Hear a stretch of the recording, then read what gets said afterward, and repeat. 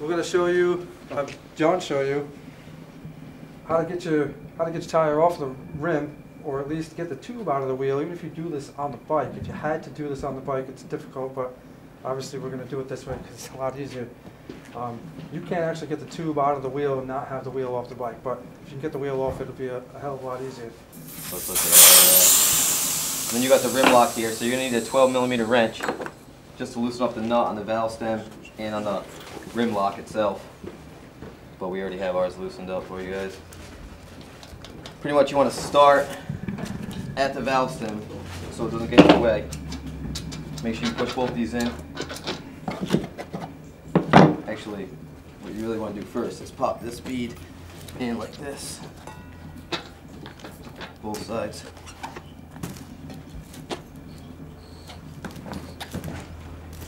On a tube type tire, most likely if you get a flat tire, it's not going to be hard to get the tire off the rim. It's probably already off as far as being locked to the wheel. Usually they're falling off just from running flat for a minute.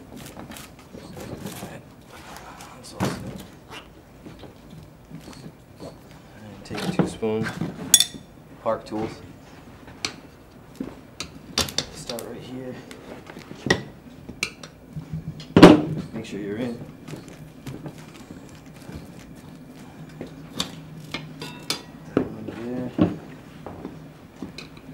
I don't know if you guys can see, but he's starting at the valve stem. What he's doing is, as he's prying over that first bead, he's pushing the opposite side bead into that drop center of the wheel.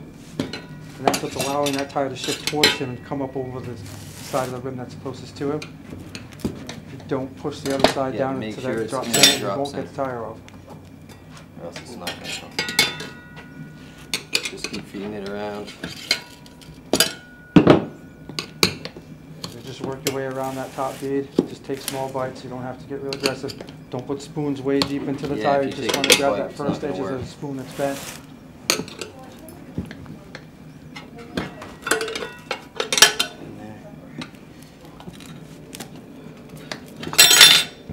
Alright.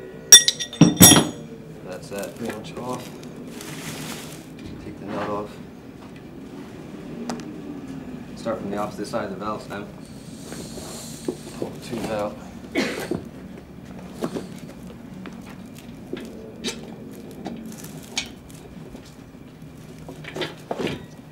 That's pretty much it.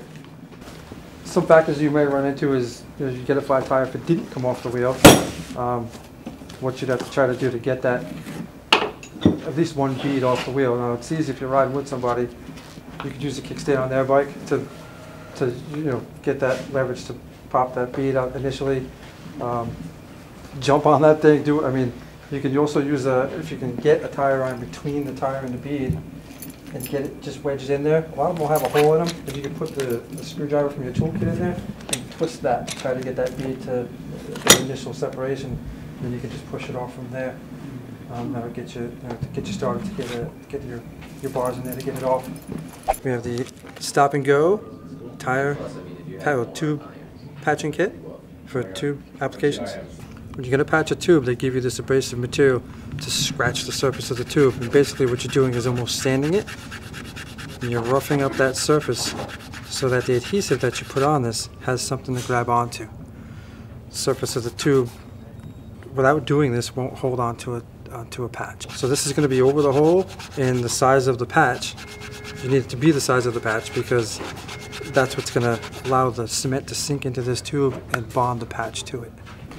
Put a little bit of this rubber cement down on the hole. Move it around a little bit.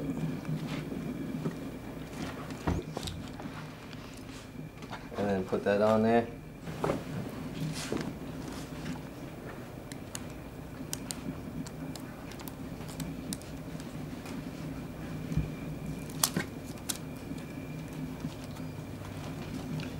And that would be pretty much patching your tube. Right there, it's that simple. Puts the tire up. If you got big hands, good luck. There you go, shove the stem through there. Put the nut back on it so you don't lose it. You don't want the valve stem to go back inside the rim. You have to start all over again. Just tuck it in, make sure you don't twist it.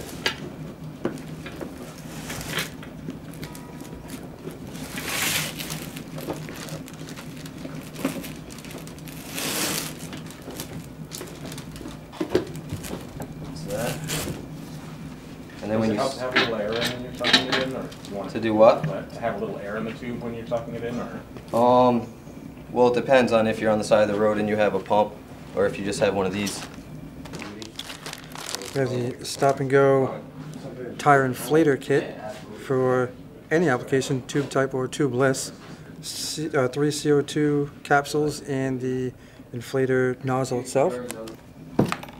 Some people like to fill it up a little bit, so it's not just laying flat in there where the new tube's always flat. And then pretty much make sure you push the rim lock in like that, and the valve stem you want down, and that down so the bead can go under the rim lock and sit inside the drop center. Start it off.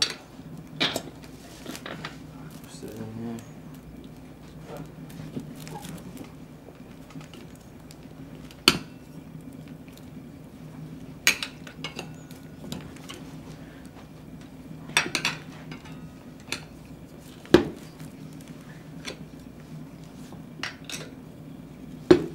Little bites. Your core will be in there. I'm going to put my core back in.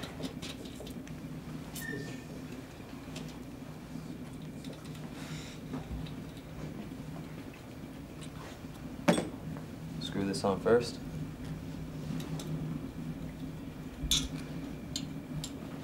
The CO2 cartridge.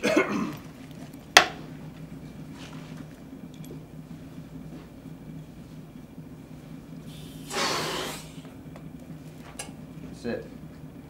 Lock the rim lock back down. The point of a rim lock is so the tire will not, the rim will not spin inside the tire. It'll pull the tire out and won't let it spin.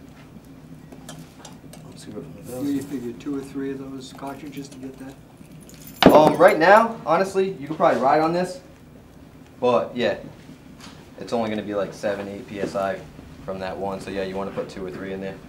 Yeah, So if you're trying to fill it up to like 30 psi. Yeah, you need a couple of cans to get it to a full. But Full this will get size. you home. And then tighten everything back up. Good to go. You never get a flat tire going home, you always get a flat tire when you're leaving. Yeah.